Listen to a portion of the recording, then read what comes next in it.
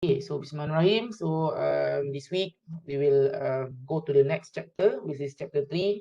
So everything generates data. So previously you already learned about IoT fundamentals in chapter 1, and in chapter 2 everything is programmable. So you have been introduced with a bit of Python, flowchart, then to refresh your knowledge on flowchart and programming thinking. So you have been using Blockly, and also for chapter 1 you have been assigned with lab 1, which involve you playing around with packet tracer. Okay, macam mana nak gunakan smart home, okay, dekat packet tracer, macam mana kita simulate. Okay, so now in this chapter 3, so it's cover about everything it generates data. So very interesting chapter.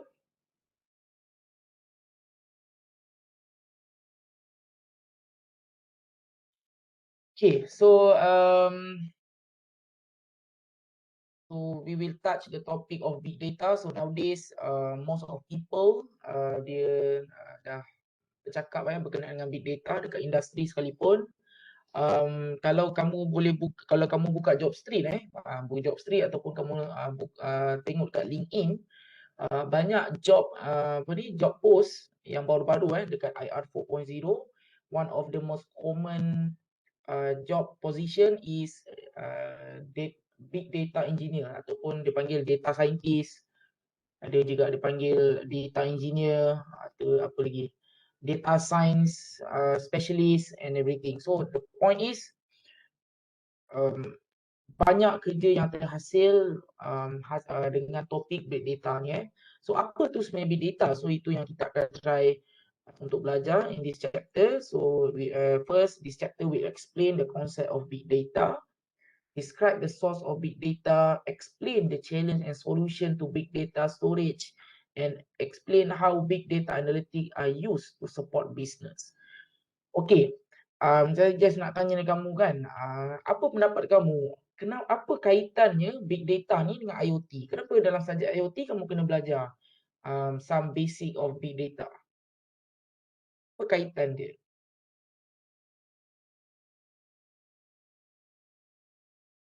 Siapa tahu? Aku nak bagi opinion.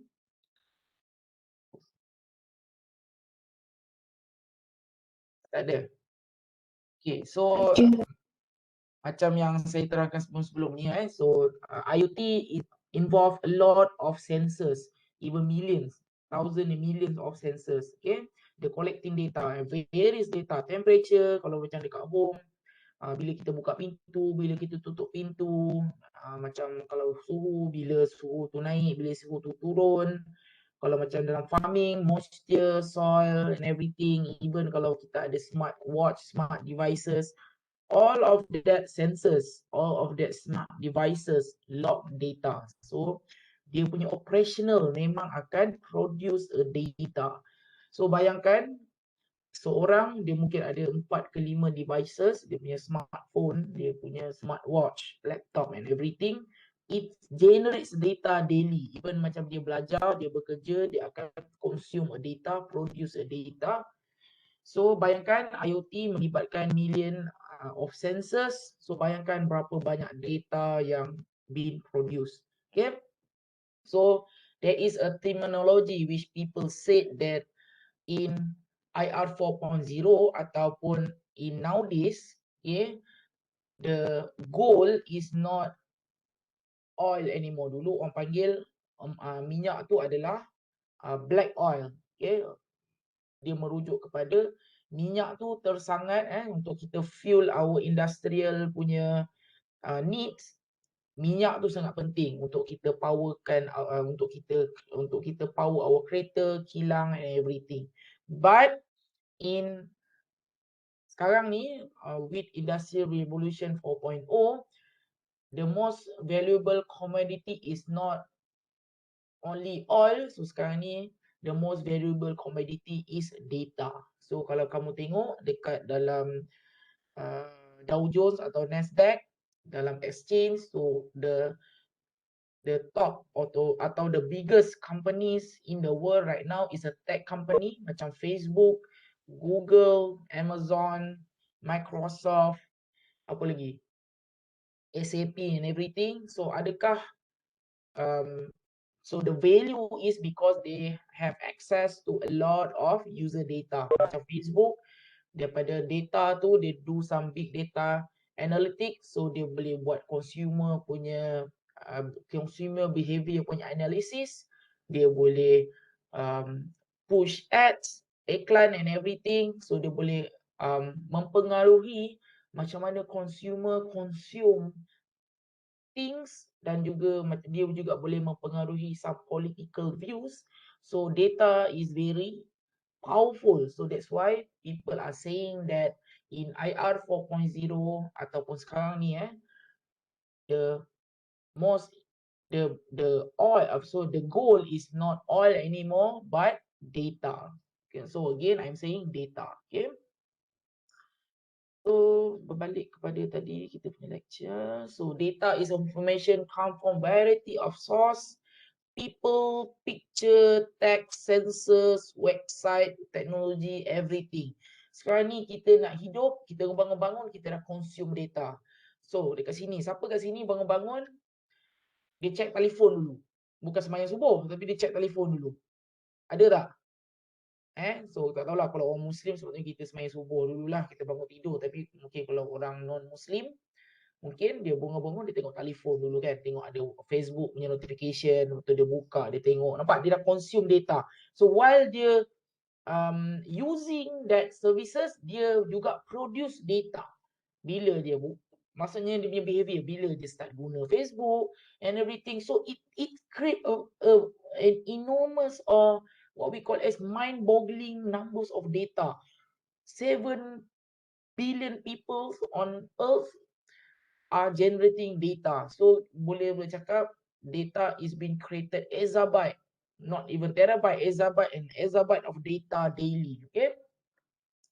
So 3 characteristics that indicate a organization may be dealing with big data. So there is a large amount of data that increasingly require more storage space, and amount of data that is growing exponentially. So data that is generated in different format. Even jangan cakap big organisation out there. So kita ambil yang paling dekat dengan kita macam UiTM. UiTM dia ada beratus ribu pelajar. So semua maklumat pelajar tu there. So maksudnya bila pelajar register, dia ada provide a lot of personal information, dekat mana dia tinggal, betul apa lagi, dia punya prestasi akademik and everything, semua yang berkaitan, semua is available in UiTM punya database. Okay, so that's a lot of data. So even macam bila berlaku COVID-19 pandemic itu, bila start kita lockdown, UiTM dia nak identify di mana student yang paling terkesan, maksudnya bila dia remote learning ni, maksudnya dia perlukan internet access. So kita nak tahu dekat mana student yang B40 dan dia ada kekurangan berkenaan dengan akses kepada internet. So UiTM ada come up with a big data punya analytic punya software. Somehow kita ada internally, kita panggil dia sebagai academic dashboard, executive summary or something. So anyhow, dia akan gunakan student punya data, location punya data, dan dia matchkan dengan telco punya signal coverage ataupun broadband coverage. So dekat situ kita boleh identify student tu betul ke ada masalah internet atau tak, di mana yang perlu kita beri bantuan.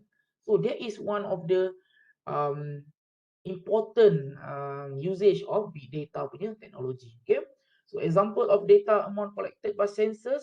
Okay, so one autonomous car can generate 4,000 gigabytes per day. Okay, so contoh macam kenapa dia cakap autonomous car. So siapa kat sini pernah tengok Tesla dekat YouTube ke? Siapa kat sini tahu kereta Tesla? Tahu. Saya tahu kereta Dah Tesla. tengok kat cantik. Saya tahu Tesla. Pasal cantik pasal apa? Masa mahal. Okay, kalau kamu tengok kan, ada tak kamu tengok features yang di mana Nampak macam apa rancak? macam Ganggi lah. Tapi kan kalau kamu tengok kat situ dia ada dia Tesla adalah dia ada teknologi autonomous driving kan. Maksudnya contoh kalau dia nak pergi point A ke point B, dia ada function dia di mana dia letak dekat dia punya map tu, so kereta tu boleh bawa sendiri, dia self driving. Okay, so in order to enable that, nampak macam simple tapi dia not as that simple pasal kalau kamu tengok autonomous driving punya teknologi, it's rely on sensors, even millions of sensors. Okay, so kalau macam Tesla dia tak gunakan LiDAR tapi dia ada sensor kiri kanan, so dekat situ, dan dia juga ada kamera di mana dia akan ambil dia akan continuously ambil video dekat gambar tu supaya dia boleh go into the right lane. So bayangkan one autonomous car can generate 4 gigabit, maksudnya 4 terabytes of data per day, itu satu hari. Bayangkan. Okay, itu untuk satu kereta. So macam smart home, dekat sini ada one smart home connected home can produce as much as 1 gigabit data per week. So maksudnya apa? Macam sensornya apa tu kan, dia simpan. Okay, untuk minggu ni bila sensor bila panas and everything. So dia akan simpan all the information. So that information is very powerful pasal contoh kalau kita boleh collect and all that, kita boleh analyze user punya behavior. So kita tahu kan rumah dekat Malaysia pukul berapa panas, dekat mana panas, bila user buka aircon, bila user tutup aircon and everything. So that data can be sell to aircon punya manufacturer. So aircon manufacturer dia boleh optimize, dia boleh improve the product based on data which has been collected. Nampak tak betapa powerfulnya data nowadays. Even kalau kamu buat FYP nanti ataupun kamu buat master atau postgraduate-nya studies, is all about data. Macam mana kamu transform that raw data into a knowledge. Okay, itu pentingnya, right? Everything nowadays is data, data, and data. Okay, right. So ni dia ada buat macam short activities. So, kita baca je lah So orange, growth, tak apa lagi tulis sikit. Nanti kita akan buat dekat lab juga. Okay. So large data set. So company that do not necessarily have to generate their own big data. So dia juga boleh guna dia free data set available ready to be used and analyzed. Yes, memang dia boleh beli data set. So contoh macam Nestle. Okay, siapa kat sini tahu company Nestle?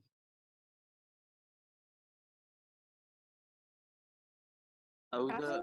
Tak pernah minum Milo, pernah. Pernah kan? Nestle. Okay, so contoh Tahu macam saya tahu. tengok macam Nestle So the very big consumer punya company. So dekat Malaysia dia ada Nestle Malaysia. So dia one of the top 10 company dekat bursa So dia yang company dia besar sampai dia become one of the top 10 company dekat bursa Malaysia. So contoh mungkin dia tak create data, tapi contoh dia ada produk keluaran baru. So dia nak keluarkan produk Milo Max, contoh dia keluarlah ini produk yang dia nak. So dia nak tahu consumer punya reaction. So dulu mungkin dia akan buat market research. So maksudnya dia akan ada orang dia akan ada orang pergi dekat mall-mall ke apa, dia tunjuk okey sedap tak Milo ni, lepas tu dia dia ambil survey and everything. So sekarang ni tak ada. Pasal sekarang ni most of people dah ada social media. So apa company ni buat? Macam Nestle, dia nak buat market research, dia hanya perlu engage with companies such as Twitter or Facebook. So dia akan dapatkan that data. So dia akan tengok, okay, dalam banyak data ni berapa banyak orang tweet pasal Milo, berapa banyak orang suka Milo, berapa banyak orang tak suka Milo, and everything. Ada keyword Milo je dia boleh. So daripada situ dia boleh buat a very powerful market research. Itu adalah the power of big data. Okay. So ni contohlah nanti kita nak cari database ni. Sebenarnya kita ada so macam government kita pun dia ada open data macam nak buat research lah. So macam mampu open data. Portal data terbuka ni boleh je kita ambil macam kadang-kadang ada certain data yang kerajaan kita classify as public, so kita boleh guna, dan dia ada buat pun dekat data.gov ni. So contoh kita nak cari berkenaan dengan jenayah contoh. Ni boleh this is what people are doing for research. Okay. Sekejap. Sekejap. So contoh kita nak tahu kaitan antara contohlah nak buat research berkenaan dengan kaitan antara gaji dan jenayah. So dia boleh ambil ni all this data set. Kita download contohlah.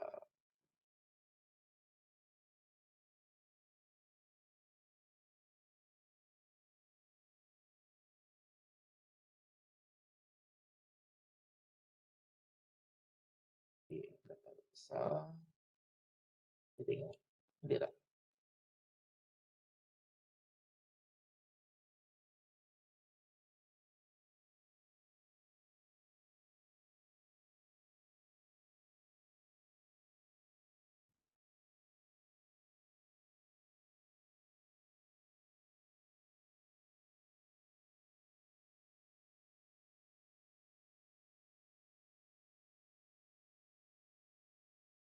Besarlah data tu kan, tapi hasilnya tak besar sangat.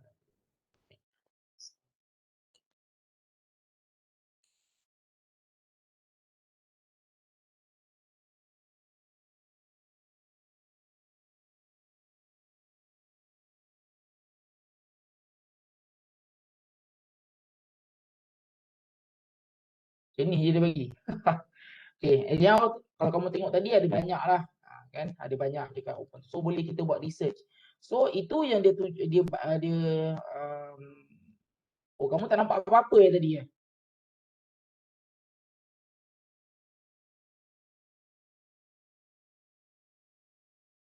Ini, sorry. Tadi kalau kita buka dekat open data, tadi kamu tak nampak apa-apa kan? Nampak slide tadi, sir. Slide kan? Bukan ni. Pusat data terbuka.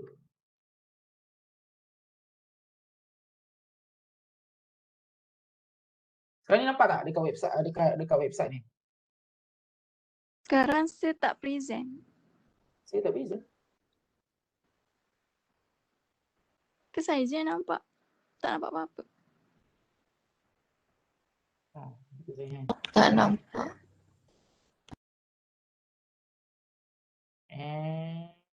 Minta bertenang.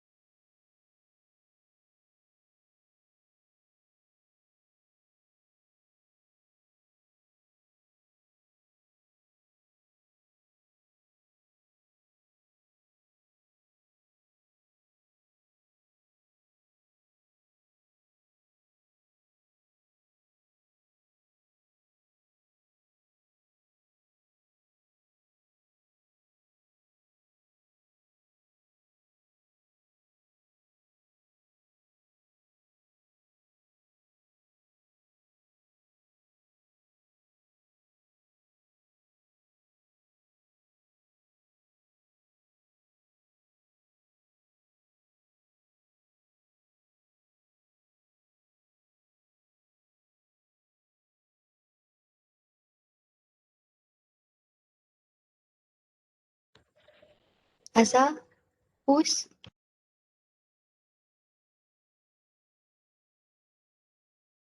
Saya sebagai host nyatakan kelas cancel.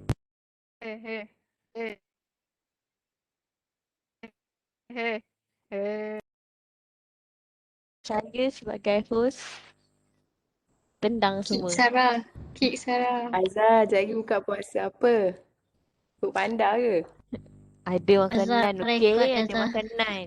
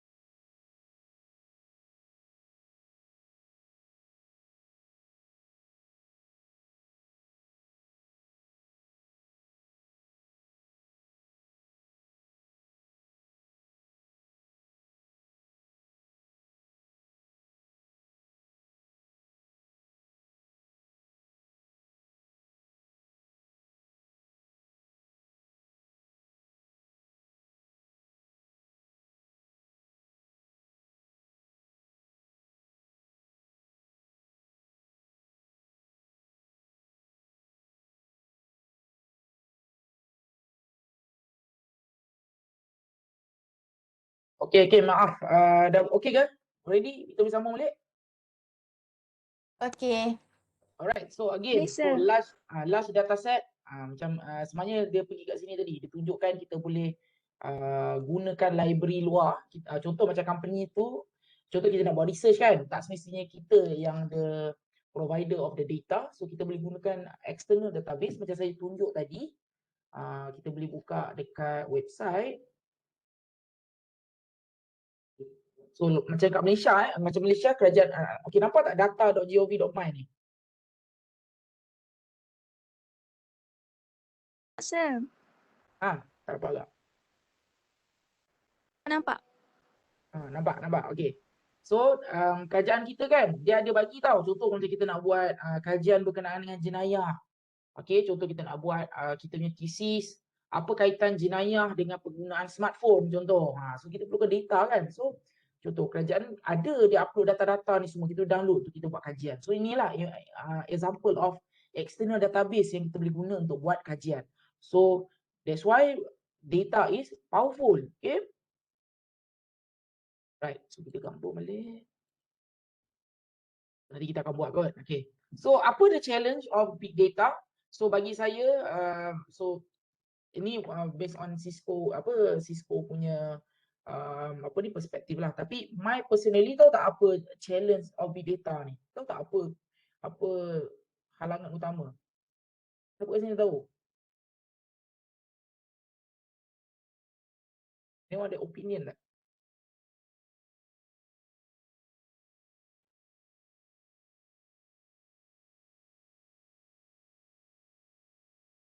Yeah, so on the challenge, my opinion is privacy. So because of big data, it corrodes individual privacy. Pasal so dengan the power of big data, so everyone's data is not safe. Macam sekarang ni berlaku Facebook dia ada data leakage. So from there, data-data tu boleh digunakan untuk mempengaruhi pilihan raya and everything. So dia corrodes individual privacy. Okay. So according to IBM, big data estimate conclude that each day we create 25 quintillion bytes of data. 1 trillion, we are not talking about terabyte or exabyte, we are talking about quintillion bytes of data. So 5 major storage problem with big data is how we manage the data. So dekat mana kita nak store it, pasal data ni besar. So dekat mana kita nak simpan. The security and privacy macam saya cakap tadi. Okay. Masalah kalau ada big data leak macam mana. So redundancy, dekat mana kita nak backup data tu. Macam mana kita nak analyze, analytic to make it useful. Data sahaja tanpa kita analyze menggunakan big data punya teknik. Benda tu takkan jadi useful. So we need to analyze it. And how we going to provide access to people, okay, about their data. So this is what the challenges of big data. So where we can store big data. So ada orang cakap gunakan fog computing, which dia punya data tu dekat dengan user. So contoh macam kamu nak consume Netflix. So kamu rasa macam kamu tengok Netflix dekat rumah tu, adakah server Netflix tu dekat US? Do you think so? Did you consume the video data all the way from server Netflix server at US? Do you think so? Is it that the case?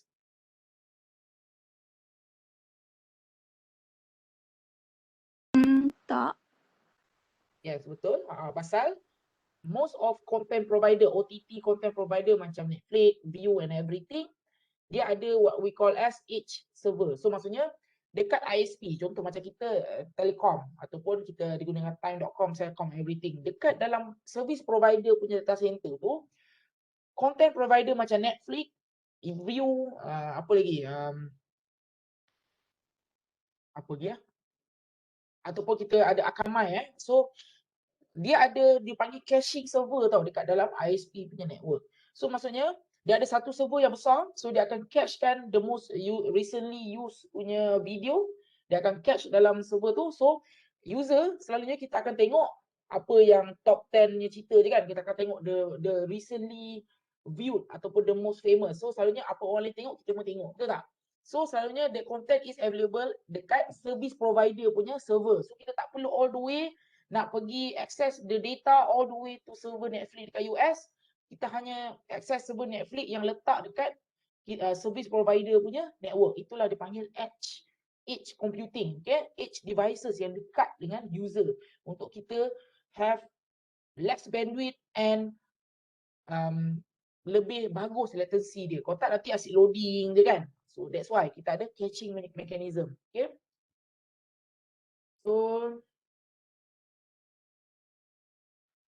So the cloud is a collection of data center and groups of connected server. So ini we talk about cloud computing lah. So tadi data kita boleh store dekat fog computing. So nowadays data juga banyak orang simpan dekat what we call as a collection of technologies. We call it as cloud computing ataupun as a cloud.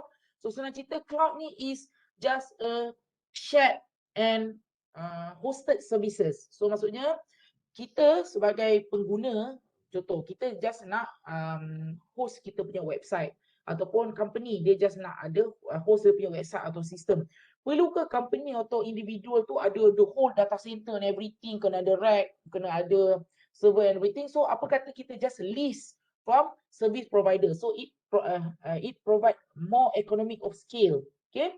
So kita just pergi ke company macam Amazon, Google ataupun Microsoft Azure, kita just gunakan dia punya cloud services. So cloud services dia boleh boleh in the form of cloud storage untuk kita simpan data. So contoh macam kamu guna Google Drive, Dropbox and everything. So kita hanya simpan data dekat diorang. Okay. So this is where people store data. Okay.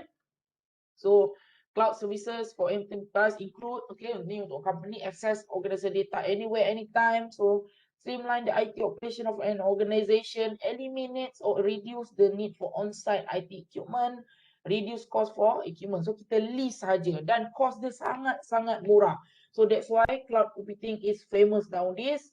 Even nanti kalau kamu kerja nanti, company kamu mungkin ada server room, tapi most of the application dia akan hosted dekat cloud. Macam dekat Amazon, DigitalOcean, Microsoft Azure, apa lagi? Ataupun dekat Google Cloud Platform, GCP, okay? Okay, so data juga dia boleh store based on distributed processing. So kalau kamu pernah dengar Hadoop, so Hadoop is a very dia based on Google punya distributed file system, DFS. So of course data, bayangkan kalau kita tak ada DFS, okay, kita tak ada distributed processing untuk simpan data macam Hadoop. So bayangkan satu data tu kita hanya simpan dekat satu server. Bayangkan file system dalam satu server. So bila nanti server tu down, habis data tu semua down. Ataupun contoh kita ada file system dekat satu server, tapi bila contoh kita nak tambah capacity tak boleh dah. So macam mana? Kan bagus kalau kita tambah server, kita tambah storage, dia boleh automatically scale that, dia boleh tambah that volume automatically without changing the underlying. So that's why kita kena ada distributed file system. Contoh macam Hadoop, a very scalable and fault tolerance. Scalable pasal contoh kalau kita run Hadoop cluster, kita ada data berterabyte of data, kita run based on Hadoop punya cluster. So dia distributed dekat multiple server. So contoh kita ada 1000 server untuk kita punya storage and for the Hadoop cluster. Kita nak tambah capacity, kita tambah je lagi server, tambah betul. Fault tolerant, kalau satu server tu rosak, sebenarnya dia ada backup dekat yang lain. Pasal dia distributed file server, satu file kita dia akan pecahkan, dia panggil sebagai shard. Dia akan pecahkan file tu ke multiple server. Itulah the power of Hadoop. So Hadoop is based on Google punya distributed file system. Okay. Okay. Sebelum tak ada soalan ke berkenaan dengan cloud, distributed ke, ada apa-apa nak tanya sebelum kita teruskan?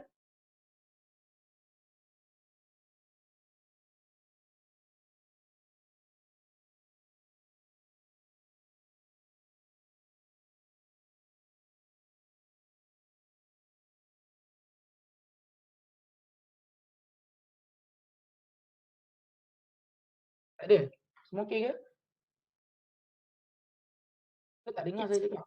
Boleh okey. So teruskan sikit lagi. Tak bertahan. Okay. So why do business analyze data? Of course, masa cakap data is powerful, data is money. So data analytics allow business to better understand the impact of their product. Macam saya cerita pasal Nestle tadi kan. Dia nak tahu, okay, produk dia macam ni penerimaan dia. Dia selalunya dipanggil market research. So sekarang ni orang akan gunakan big data, okay, untuk buat market research. Okay, values that come from primary type of process data, transactional atau analytical. So transactional information is captured and processed as event happen. So dia boleh analyze daily sales, macam-macam. Macam tadi kalau macam UiTM, dia punya pelanggan adalah pelajar. So dia boleh apa? Dia boleh analyze pelajar punya data. Dekat mana pelajar duduk, dekat mana pelajar susah, dekat mana pelajar prefer, dekat mana dia buka kampus baru. So big data is very powerful to businesses dekat organisation. Okay. So the source of information, data originated from sensors, anything has been scanned, entered or released the internet. Macam saya cakap dekat smart home, of course kita ada sensor data and everything. That's why dekat IoT kita belajar about big data. Kita boleh collected data and categorized as structured or unstructured. Kita boleh simpan dia dalam bentuk comments such as CSV ataupun kita boleh simpan di dalam database. Dan kita juga boleh buat web scraping, di mana kalau siapa pernah dengar web scraping ni, kita ada satu script di mana kita akan browse Twitter, Facebook, everything. Kita akan try comb through the data. Kita akan tarik data tu daripada open source macam Facebook atau Twitter and everything. Dan kita juga boleh dapat data daripada RESTful API. Mungkin ada certain company dia nak disclose data, so dia ada provide a RESTful API. Okay. Dan macam saya cakap, data hanya data tak guna. Data hanya become useful, become a knowledge if we able to interpret. In order to interpret data, we need a data visualization. Kita kena relate kan. So maksudnya kita buat graph, pie chart. Kita relate kan dengan data yang lain. Okay. So kita kena the best visualization tool to visualize data. So kita based on the number of variables, data point, apa data representation timeline, item required. So kita boleh keluarkan dalam bentuk column, bar, pie, scattered. So the most common big data punya tool ni dipanggil software lah, kalau macam Microsoft dia nama dia Power BI. Power BI is one of the powerful data analytic tool lah. Okay, so boleh explore. Okay. Okay, so ni example lah. So kalau ni ada line graph, kita ada pie chart, 3D graph, itu apa kita ada apa ni? Bar chart. So kita ada kat sini scattered graph. Kena tahulah, kalau student research kena tahu semua ni So analyzing data, so kita ada banyak software. So kat sini ada Define, RapidMiner. RapidMiner is very powerful. Orange tool, kalau orang nak buat web scraping, soalnya orang akan gunakan Orange tool. Okay, so data analysis is the process of inspecting, cleaning and transforming and modeling data to uncover useful information. So tu lah dia saya tunjuk tadi. Dan saya ada sharekan juga tadi Power BI. Okay, so nanti skip. Okay, habis. So kita summarize balik. So key characteristic of big data, large amount of data that increasingly requires more storage space. It is growing exponentially fast. So dia ada very high velocity. Mungkin bayangkan hari-hari kita create a exabyte of data. So kita kena always keep up macam nak save data tu So jadi in different format. So selalunya kita akan process data, pre-process data dengan fog computing. Dan kita boleh juga save data, sensor data and everything dekat cloud. That's why dekat IoT kita ada involve cloud computing juga. So dan juga kita kena ada distributed processing, macam saya cakap tadi, distributed file system macam Hadoop. Apa lagi? And business gain value by collecting and analyzing data to understand the impact of their product and services. Okay, so I think that's all for our chapter 3. So any question?